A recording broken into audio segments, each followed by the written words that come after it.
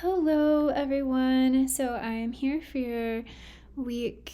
What are we on? Week 4, um, lecture slash I guess podcast on Hinduism. So hopefully you're enjoying the readings if you have started them. So I wanted today to look at one of the classical texts of Hinduism, the Yoga Sutras of Patanjali. Patanjali is a person that we don't know a lot about, but he was the one who compiled and organized ancient teachings on yoga. The Yoga Sutras are 196 aphorisms, and they are about yoga as a development of human consciousness. They were written in Sanskrit, which is an ancient Vedic language. It's the language of Hinduism. Patanjali, we don't exactly know when he lived and wrote down these sutras, maybe somewhere between 500 and 200 BCE, so before the Common Era.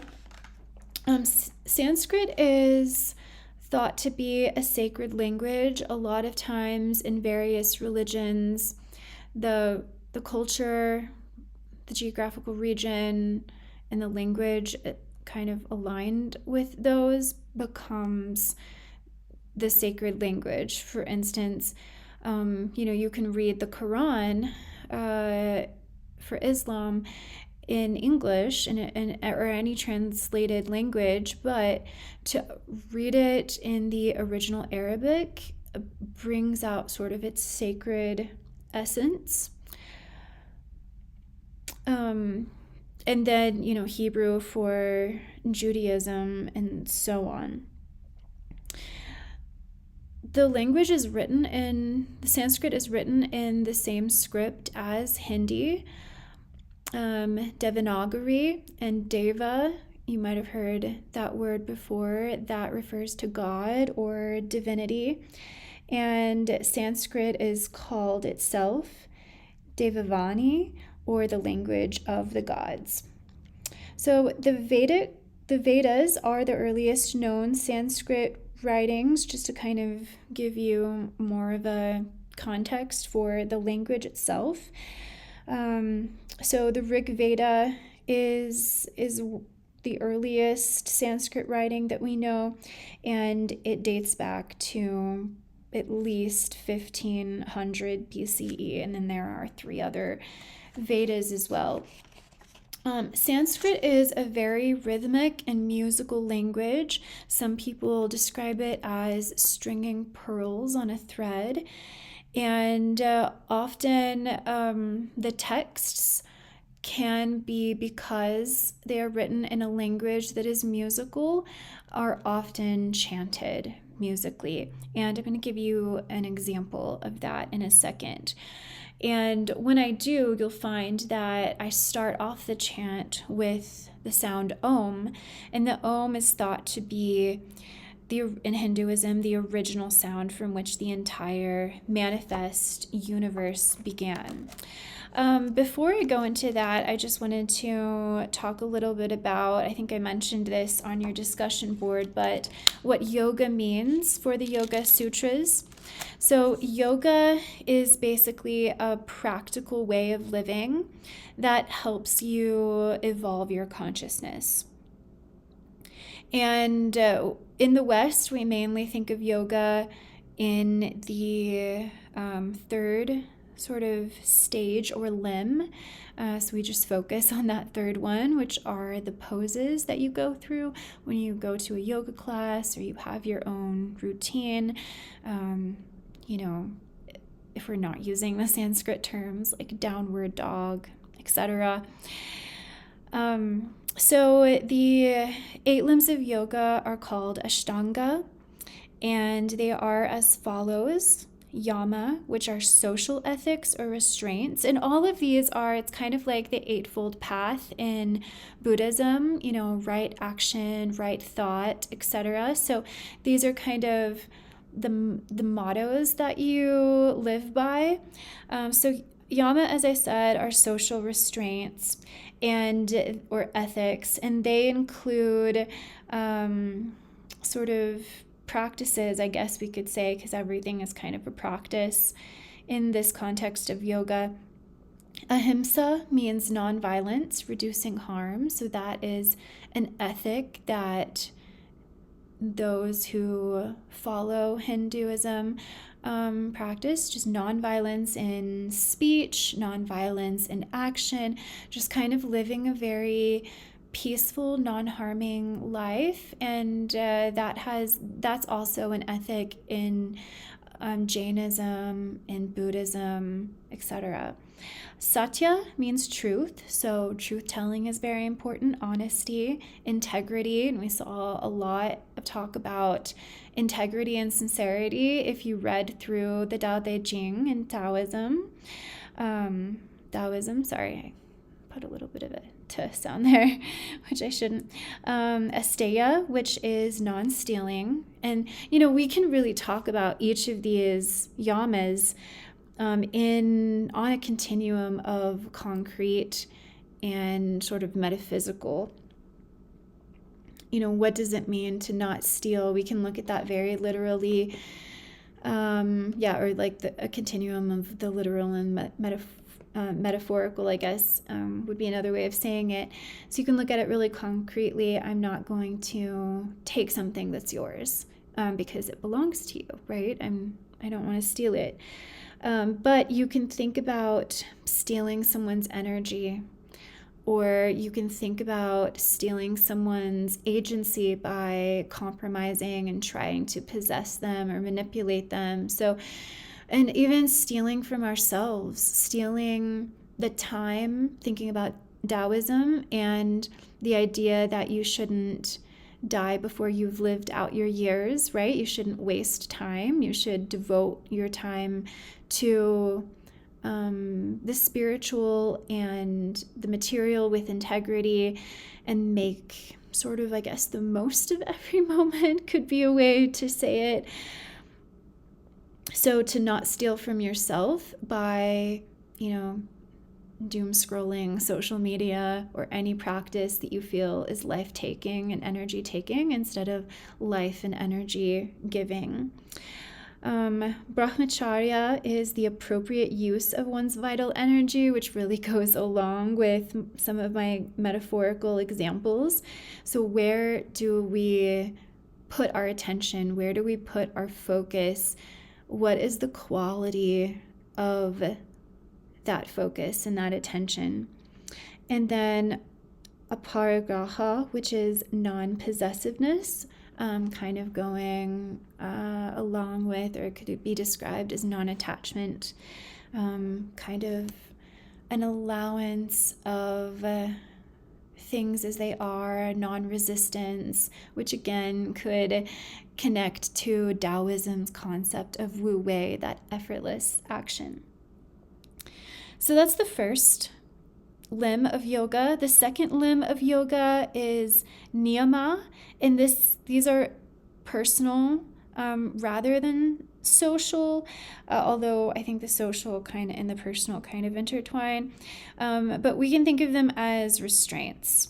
So they're ethics that sort of are more limiting, although I guess you could look at the yamas as limiting as well, but maybe you'll understand more when I go through them. But a lot of it's about cleanliness and purity of body, mind, and environment. So the first one is shaucha, which is purity and cleanliness, and that would be a great essay. Anything that requires time and reflection to see its depth would be a good aspect, maybe a thesis point of an essay. So what does it mean to be pure, to be clean, to be uncorrupted? I think we can, just like in the Buddhist Dhammapada, I think I mentioned, if you watched that whole video, that sometimes I can't remember what the line was, but maybe it was something about a stain. And I said, you could take that in a very moralistic way.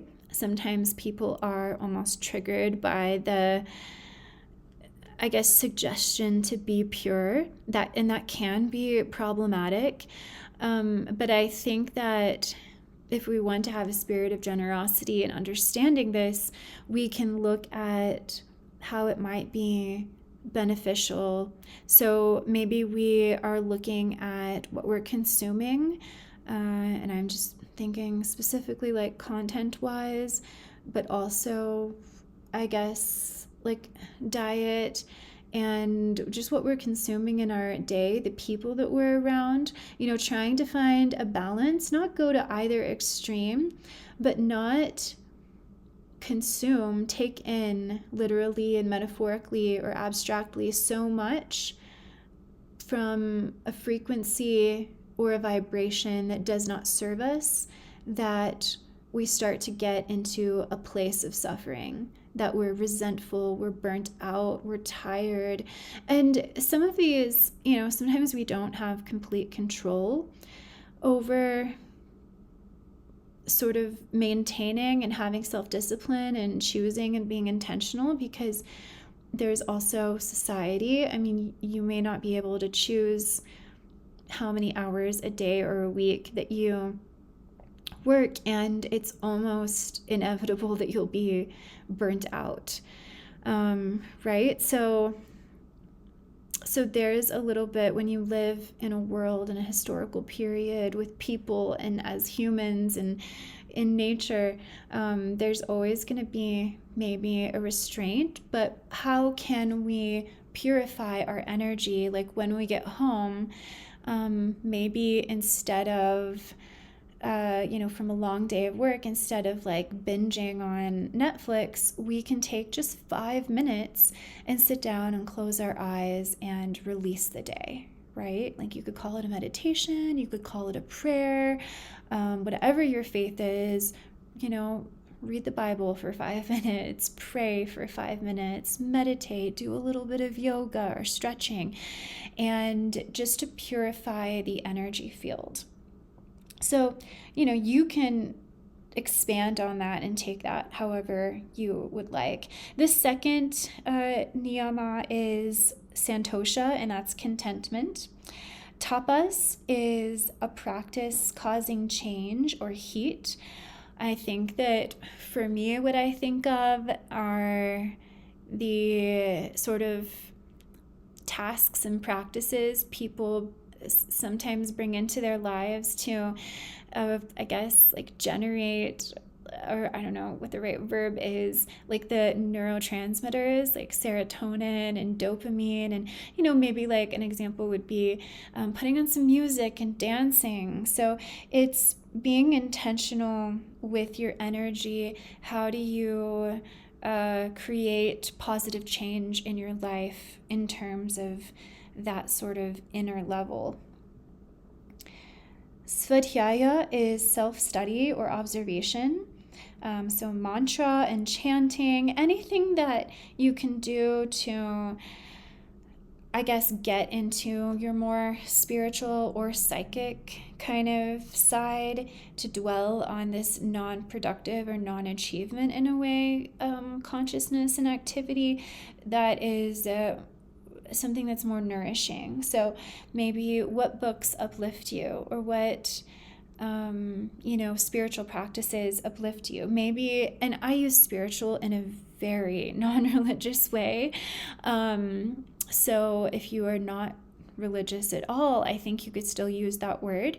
To me, it just means connecting to a deeper indwelling part of ourselves, and also that essence in others. So you could, walk around, that like part of your self-study observation, your svadhyaya could be walking around in nature.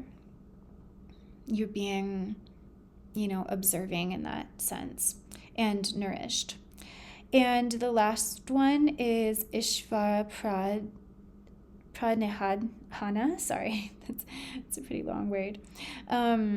devotion, surrender to a higher force. So, this could be in many religions, it could be God, a divine being, but it can also just be the feelings of devotion or dwelling in and having gratitude for the feeling of love, or the feeling of gratitude, having gratitude for gratitude, or just feeling kind of joy and blissful, because that's really what our connections to divine beings and spirits, if we believe in that, does. It generates these positive, higher, elevated, or I guess that's kind of redundant, elevated feelings and energies that empower us and heal us, and so forth. Okay, so going back to the 8 limbs, that was number 1 and 2. There's not so much for the rest of them, so no worries.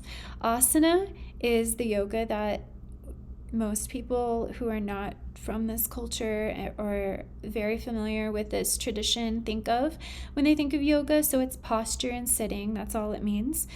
Pranayama means breath regulation. So a lot of times we do this even just without noticing, to kind of calm ourselves. If we're really angry, sometimes to make ourselves feel better, we just kind of like breathe, regulate our breathing to slow down our breathing, and it slows down our heartbeat. And so I think that's what the 4th limb partly could mean. Pratyahara means the internalization of senses or drawing back. So maybe not, a lot of us can experience like sensory overload, and to just kind of calm that energy field, I think could be how we practice limb 5 or one way. Dharana means focus or concentration. A lot of people say that, the way we use technology and social media today maybe has a destructive effect on our attention. And so part of the practice of yoga is to build that up again somehow. Dhyana is maintaining a focus or meditation.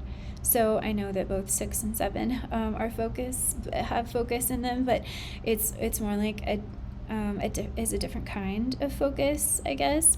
And then the 8th limb is samadhi, which is complete absorption. And that's just, a practice of unity with others, interbeing.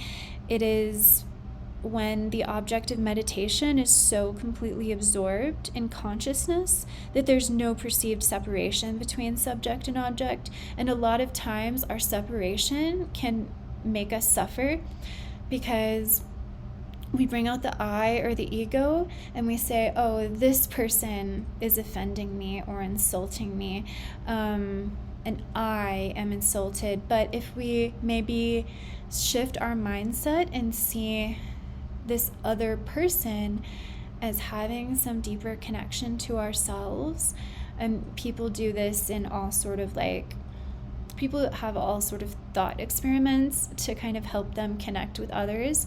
Like one that I've used is looking at everyone as my teacher.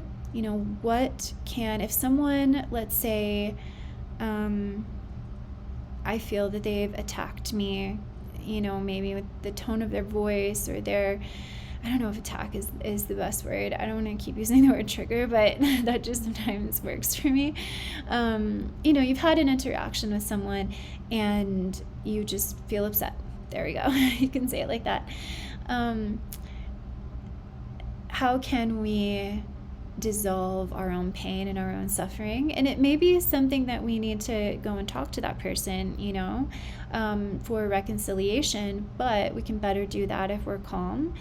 And maybe we shift our mindset to something a little more productive instead of self-destructive and other destructive. So I can have gratitude for that other person or this situation creating an emotion in me that I clearly need to address, you know? So let's say some interaction made me feel, or I did, I know, like made me is like sometimes avoided in therapeutic circles, but I ended up feeling shame, let's say, from an interaction.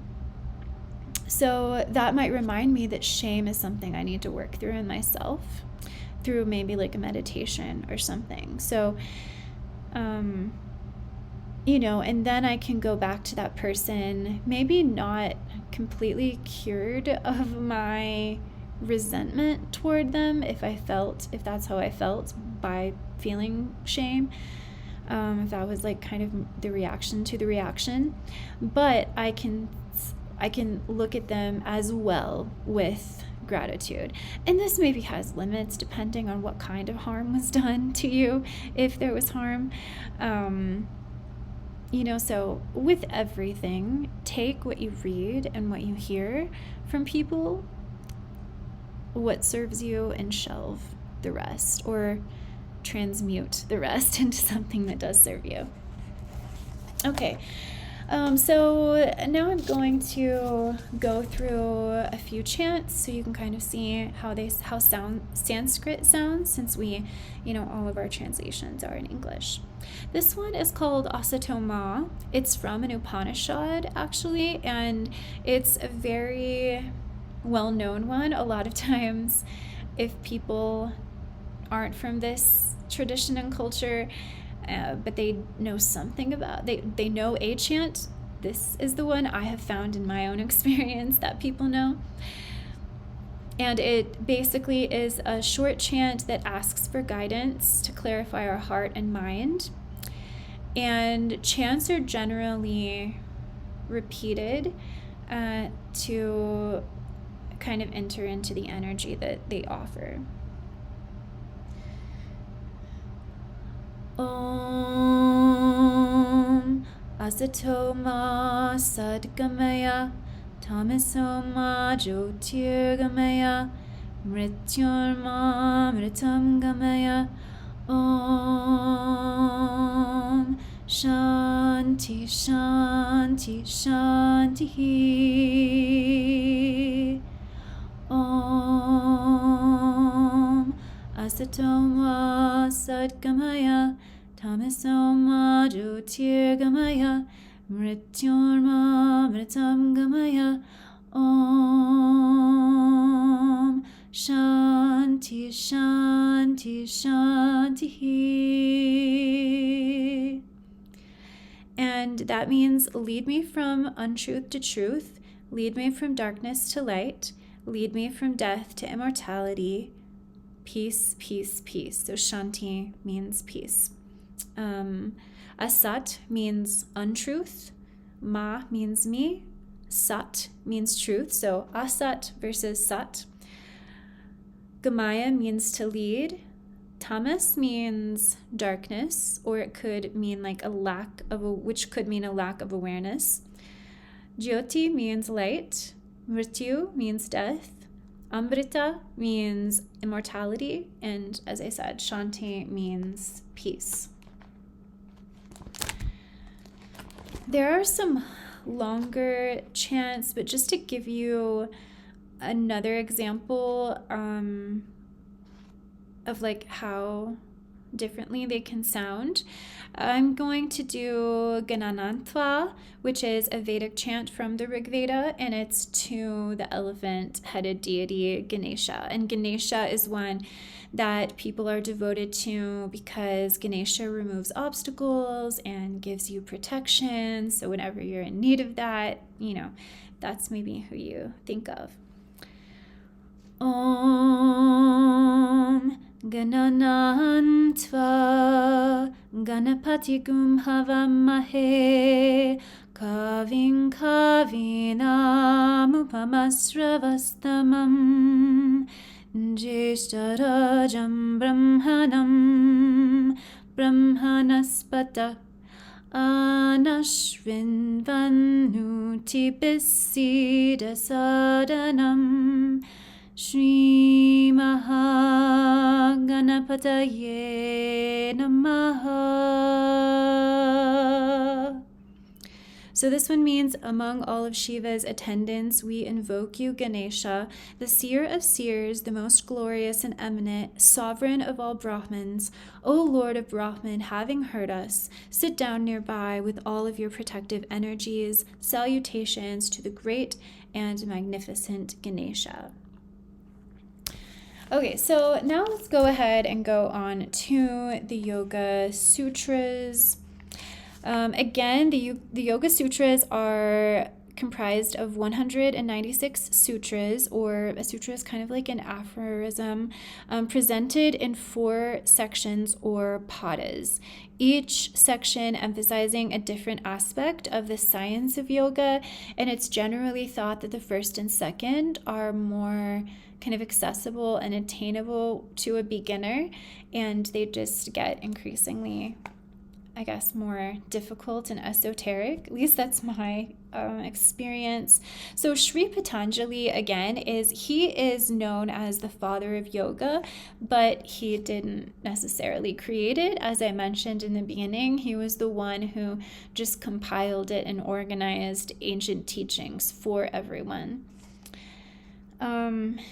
And basically, the emphasis is on the practical, even though it can kind of seem sometimes abstract, but his purpose was that he wanted to prescribe a practical step-by-step way out of suffering and look at the causes of suffering. So I'm just going to go through this, what's called sometimes, or is referred to as the Sweet 16. So it's the first 16 sutras of Pada 1.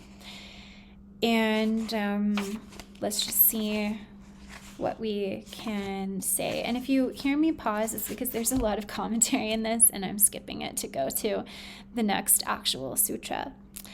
So 1.1 is now the exposition of yoga.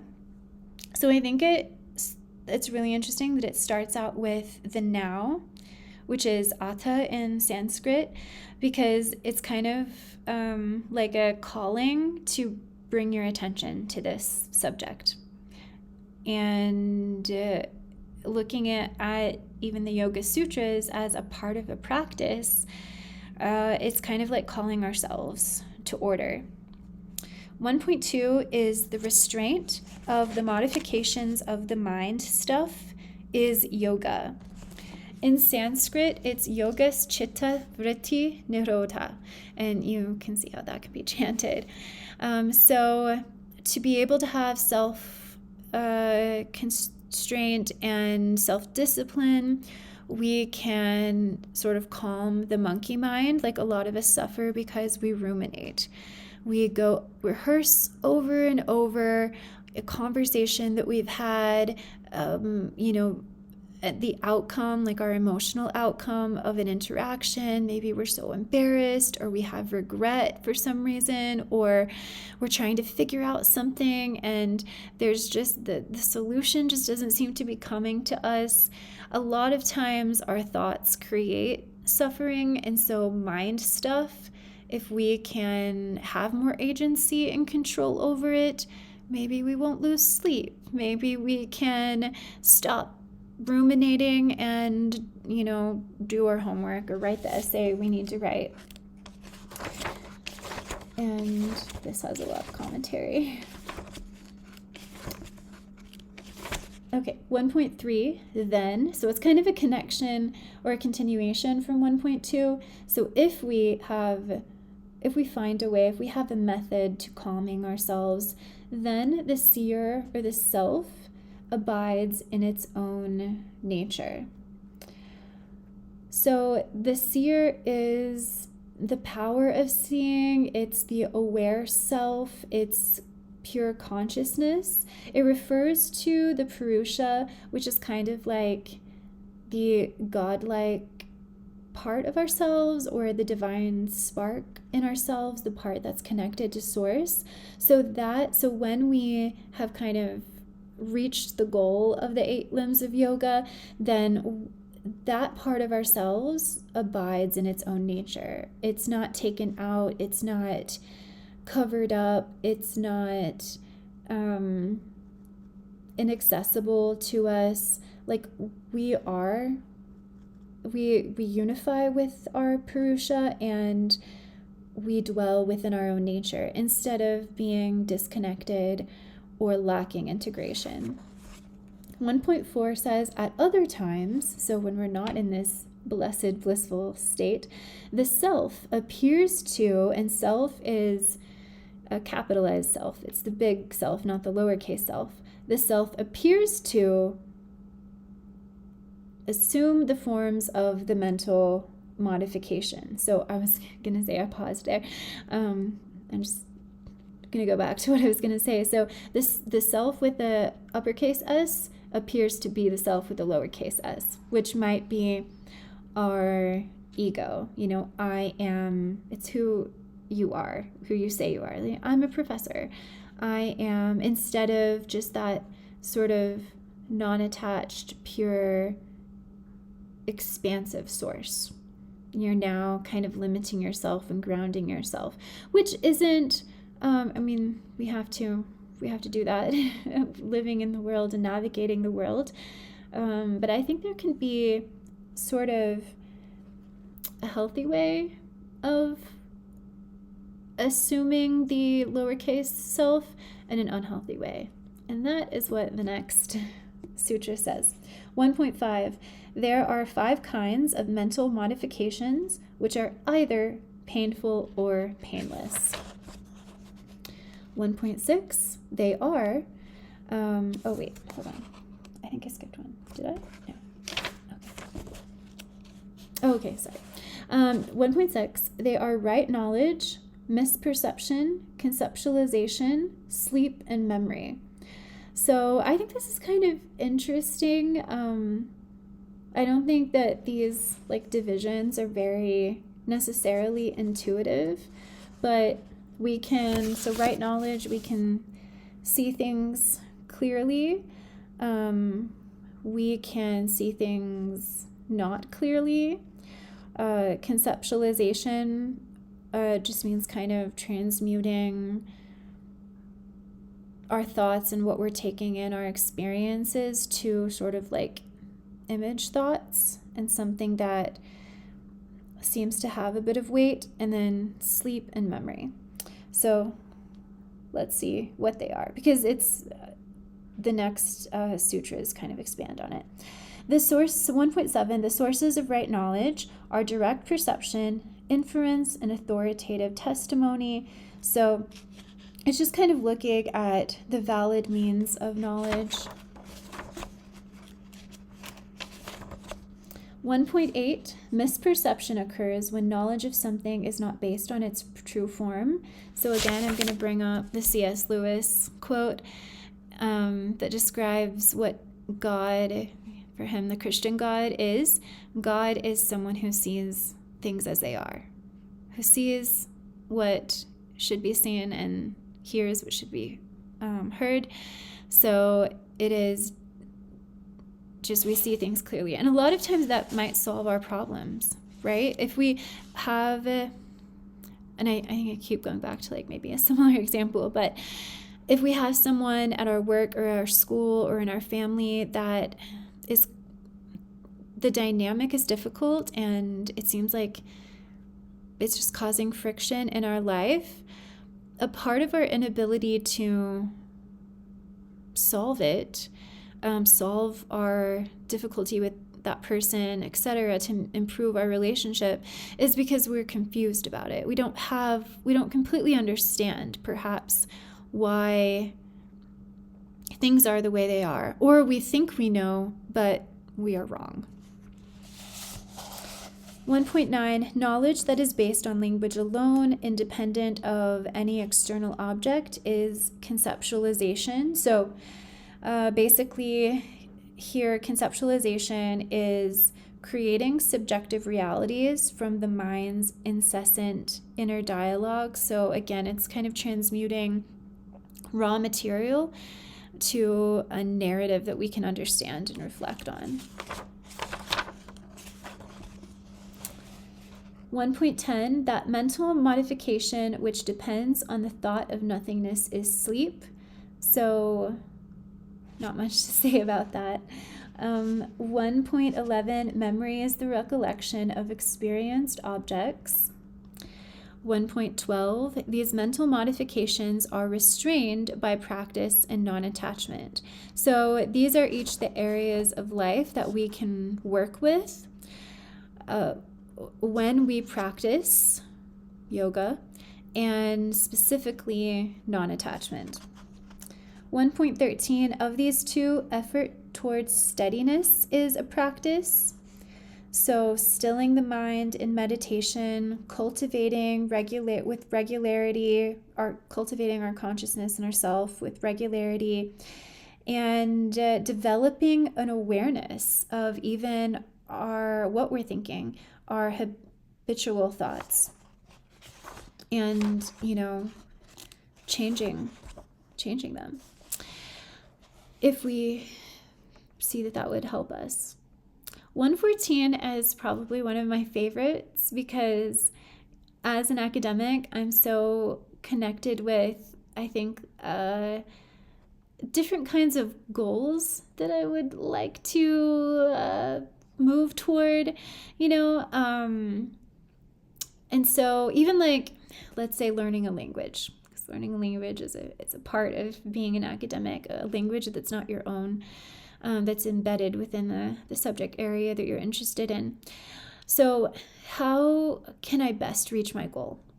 1.14 tells you practice. So you could just relate that to any practice, really, although this is specifically the practice of yoga. Becomes firmly grounded. Okay, that's good. That's what we want. When well attended to. Okay, what does it mean to be well attended to? For a long time, without break, and with enthusiasm. I love that last part. With enthusiasm. So if you can find a way to enjoy what you're doing, enjoy the language learning, then that is a part of it.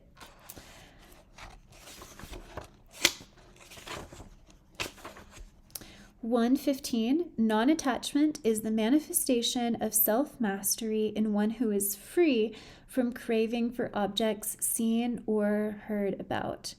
I think non-attachment is a really interesting space to explore. I think that our attachments, what it would mean if we're trying to practice non-attachment, that attachments cause suffering. When we're attached to someone that we really love, and it can cause us suffering if we can't possess that person's love in return consistently.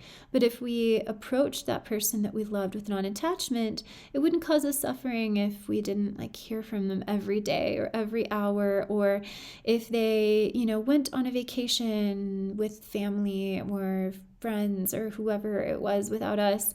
We could be calm and we could be at peace, doing our own thing, enjoying our own hobbies and activities and friends. And if they one day leave us, we might be sad, but we wouldn't be maybe sad to such an extreme that it destroys us. That's just one example.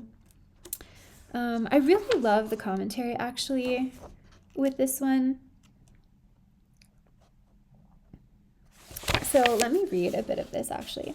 Attachments are attractions we feel toward objects or people that we believe have brought us pleasure. Aversion is the feeling of repulsion for certain objects or events that we believe bring discomfort.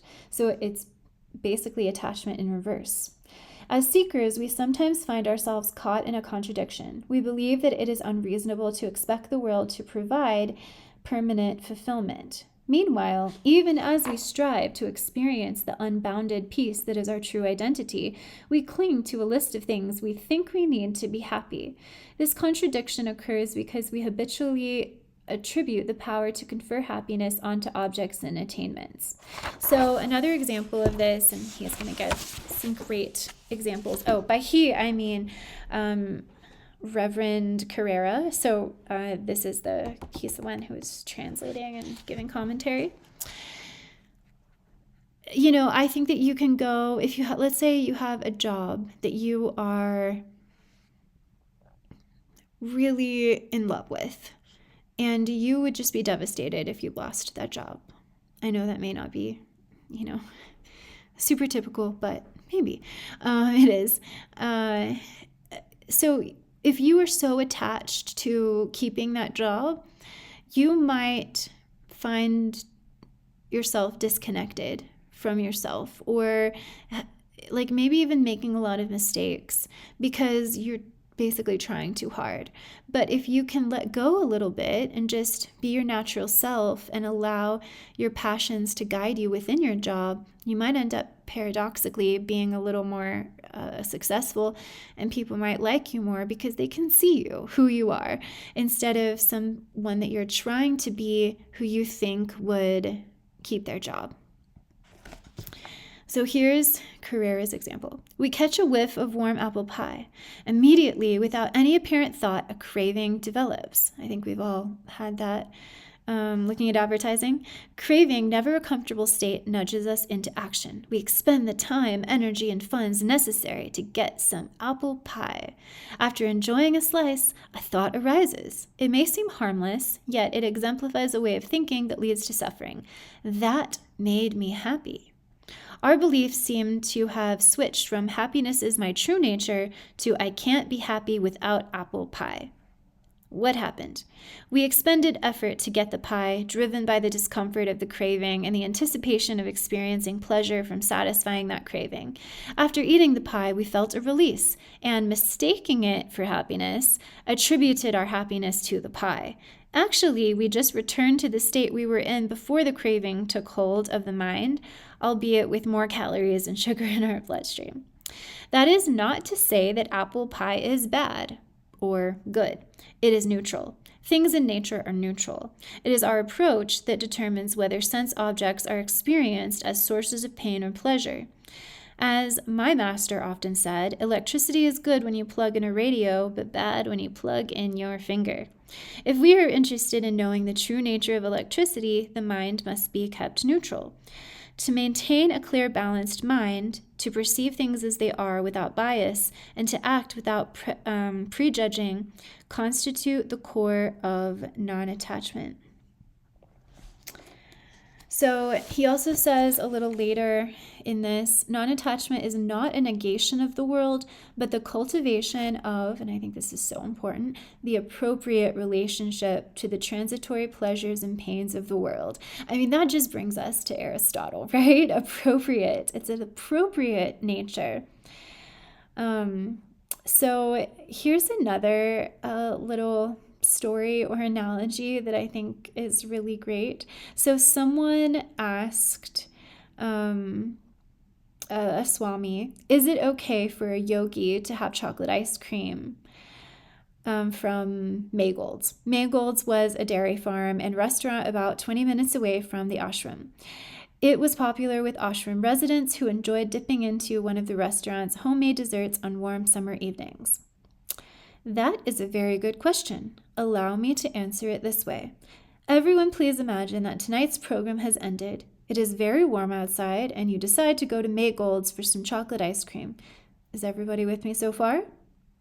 So you drive over to Maygold's, order an extra large chocolate sundae. Can you taste it? Is it good? Are you feeling happy? Yes? Okay, fine. Now let's try again, but with one small change. After the program, you drive to Maygold's and find it is closed. How do you feel now? Are you still happy? If the answer is yes, then it's okay for you to occasionally have some ice cream. If the answer is no, it's better for you to stay away from it for a while and analyze your attachment to it.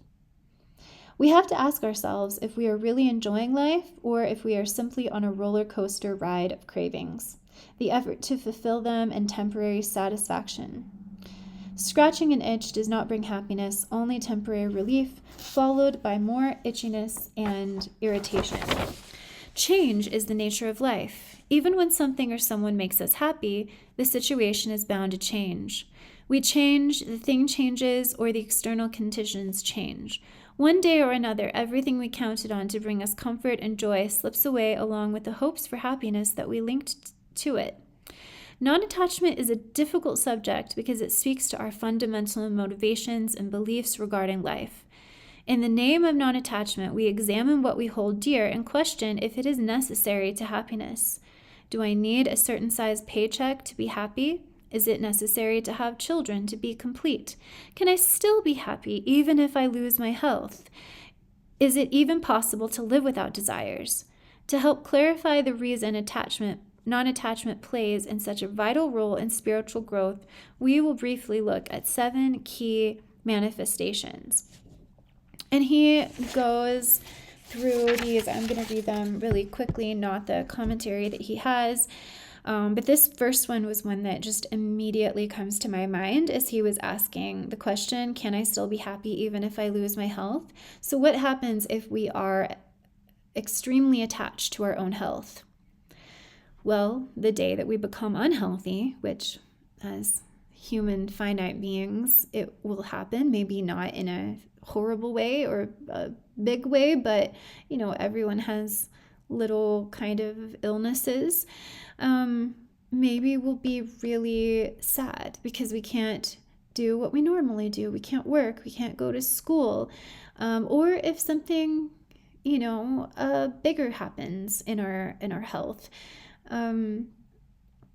we might be always in fear of that day. And so that's why Carrera says non-attachment brings fearlessness. If we're not really overly attached to anything, we can kind of have an adventure. We can go through life and it doesn't really matter what happens because we know that we're resilient and we can deal with it.